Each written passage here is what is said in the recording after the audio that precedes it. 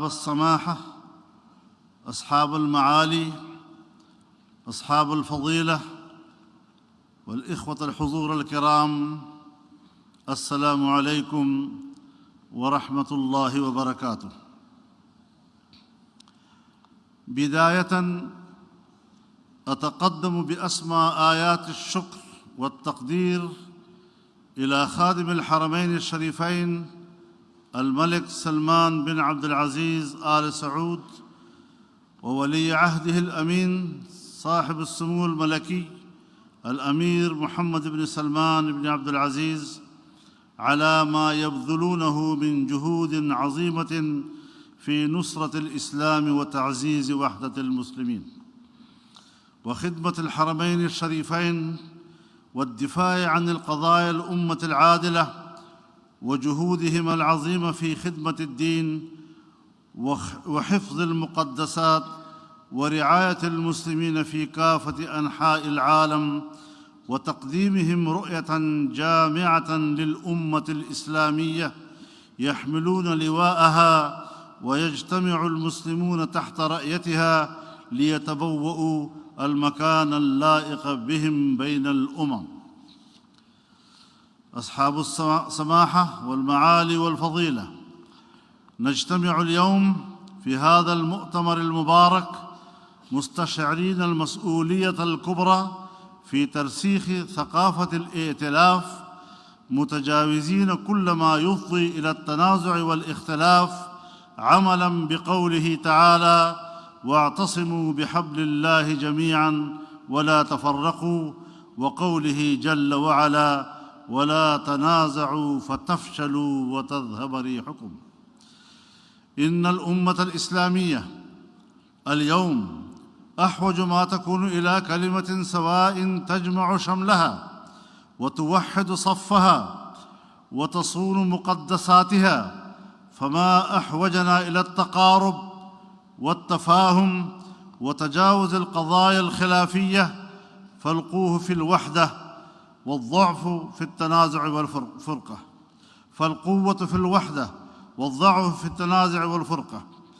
إن الاختلاف سنة كونية ورحمة إلهية إذا أحسن التعامل معه، وكان سلف الأمة يختلفون في المسائل، ولكنهم قلوبهم كانت متآلفة ونفوسهم كانت صافية، ولم تكن للخلاف بينهم أثر في وحدة الصف، بل كانوا يقولون: رأينا صواب يحتمل الخطأ، ورأي غيرنا خطأ يحتمل الصواب. إن الوحدة الإسلامية بناء راسخ له أسس متينة وقواعد ثابتة لا تقوم بدونها، ومن أبرزها وحدة العقيدة والغاية، فالإيمان بالله ورسوله، والكتاب الواحد، والقبلة الواحدة، والمقاصد العظمى، كلها روابط تجمع المسلمين وتؤلف بينهم وترسخ الأخوة فيما بينهم. الشورى والحوار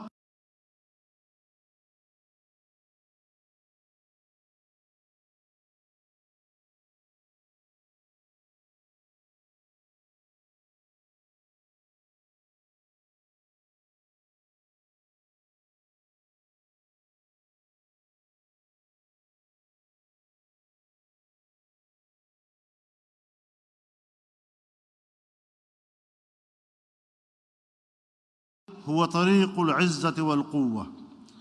أصحاب السماحة والمعالي والفضيلة، إن دعم المستضعفين ضرورة إنسانية وفريضة شرعية، وأعظم صوره ما يجب تجاه فلسطين الجريحة، حيث بلغ الإجرام والعدوان الصهيوني ما تفوق حدود التصور في ظل صمت عالمي مخزٍ وتخاذل دولي مخجل.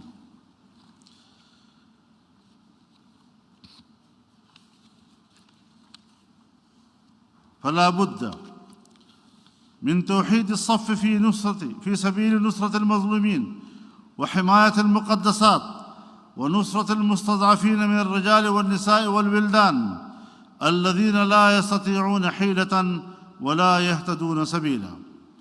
وفي الختام أتوجه بالشكر والتقدير لمعالي الأمين العام لرابطة العالم الإسلامي الأخ العزيز الشيخ الدكتور محمد العيسى على إسهاماته الجليلة في تعزيز ثقافة الائتلاف.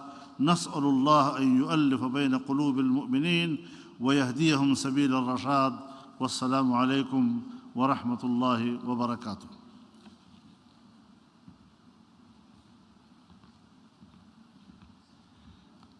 الآن أيها الحضور الكريم إلى كلمة تالية مع فضيلة الدكتور مبروك علي محمد زيد الخير رئيس المجلس الإسلامي الأعلى بالجزائر.